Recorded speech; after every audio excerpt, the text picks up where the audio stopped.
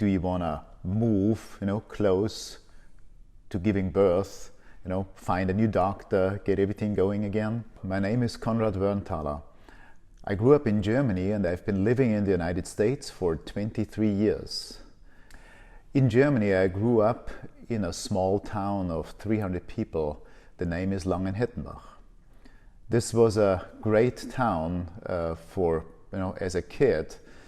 As a teenager, though, it was a little bit less resourceful. And ultimately, when it came to jobs, there were not many jobs around in this place. I decided to go to university, and I was in fact the first person in Langenhettenbach who went to a university.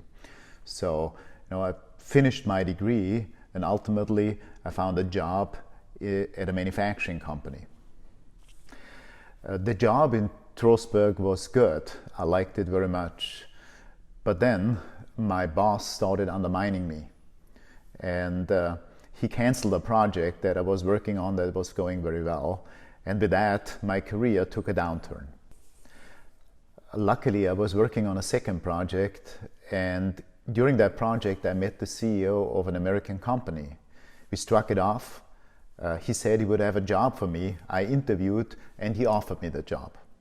Both my wife and I, we were excited about moving from the smaller town of Trostberg to a much bigger city, to Minneapolis. But there were some risks with that. For example, we would move away from family and friends. And then, of course, the situation, my wife being pregnant, that's of course a special circumstance.